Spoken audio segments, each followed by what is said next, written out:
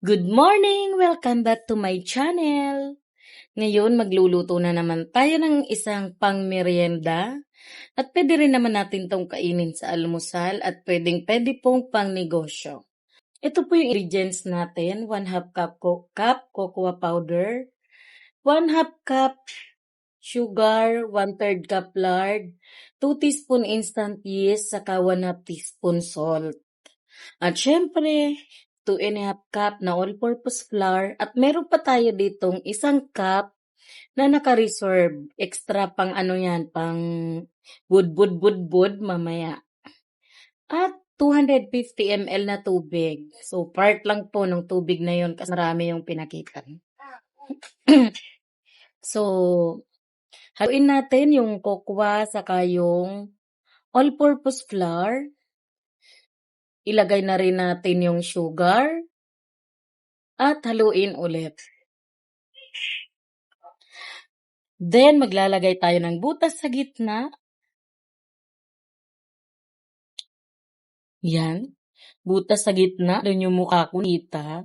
Doon natin ilalagay yung 2 teaspoon instant yeast saka yung salt na 1/2 teaspoon. Yan. Then, yung tubig. Ang tubig po ay 250 ml po yung nilagay kong tubig. Ayan. At tunawin ko muna yung yeast at asin sa gitna. Bago natin paghahaluin itong mga flour at tsokolate na nandun sa gilid.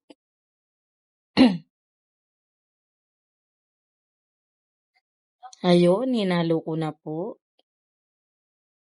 Yan. At gamit itong aking mahiwagang spatula, ay haluin natin itong ating ingredients. Then, ayan, kung nakikita nyo ay parang kulang pa siya sa tubig. Pero tubig kasi lalagay ko pa lard, so magigrease pa siya. So, pwede po pala kayong gumamit dito ng melted margarine. Yan, mas masarap nga yung melted margarine. Itong lard, parang wala man siyang lasa, parang ano lang siya. Yung parang pang grease lang siya dito sa ano natin, sa donut natin. At kung meron po kayong itlog, pwede po kayong maglagay ng 1 or 2 pirasong itlog dito sa mixture natin. Mas masarap po yun kung may itlog. So, pero ako po ay hindi ako naglagay ng itlog dito. Pero pwede kang maglagay ng itlog, 2 piraso, ganun. Hindi ako naglagay ng itlog kasi baka siya ay masyadong ma-moist or basa. Magkulang yung aking extra na flour. Kasing iba nito, malayo ang bilihan. Hindi na lang ako naglagay ng itlog kasi hindi naman din to. Pero tayo nilagay na yeast. Then, i-rest ko yan ng 1 hour.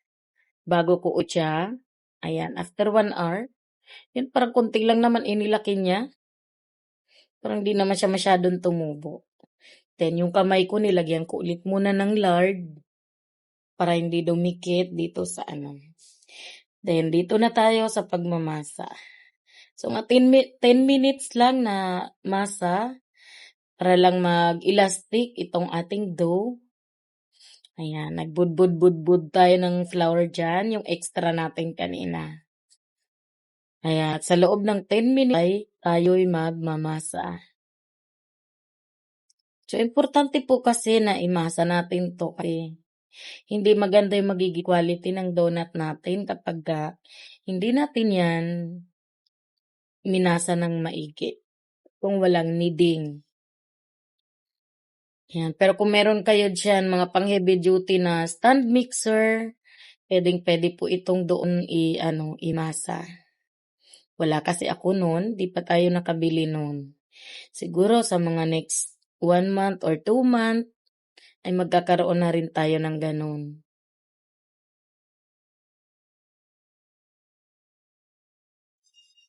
Yan, tuloy-tuloy lang yung pagmasa. As in 10 minutes po yung pagmasa ko yan. So, ngayon mukhang okey na itong ano natin dough, 'yan. Puwede na natin siyang i-cut. Hinati ko lang muna siya sa dalawa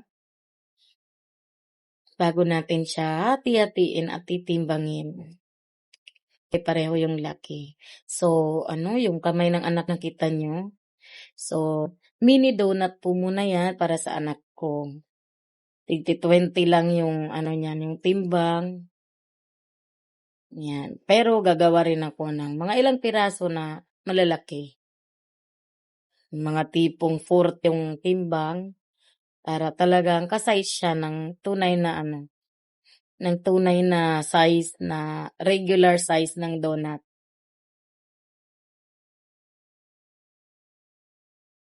So, ayan ang bilis, ang galing.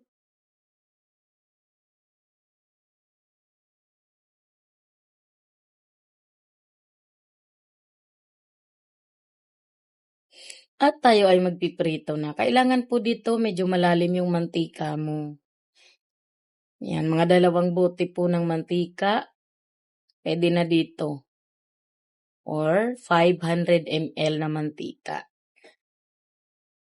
'Yan, ganyan lang. 'Di ba, ang cute ng donut na 'to. Actually po, first time ko ito na gumawa nitong chocolate na donut.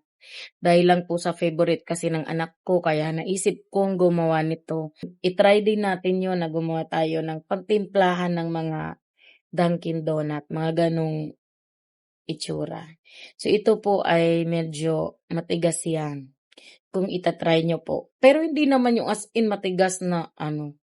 Tapos i-aano lang natin, papagulungin lang natin sa powder sugar. So, 'yun, 'pag ano siya, pinagulong mo siya sa powder sugar, ay para na talaga siyang donut ng ano, mga commercial na donut. Hindi na siya mukhang donut na homemade. Ayan, 'yun. Puwede niyo po itong i-try. So, pero po ang timpla nga nito ay Bicol na donut. Kung nakatikim na kayo nun, so gano'n po ang lasa nito. Ang pagkakaiba lang ay nilagyan natin ng tsokolate, kaya chocolate flavor. Parang halos kahawig na 'to ng ano, ng crinkles. Itong donut na nagawa ko. Pero po napakasarap at nagustuhan po siya ng baby ko. Kasi 'pag hindi 'to masarap ay hindi niya 'to kakainin. Hindi kasi siya kumakain ng hindi masarap, ng ayaw ng panglasa niya. So ito na po ang ating finished product, ang ating chocolate flavor na donut.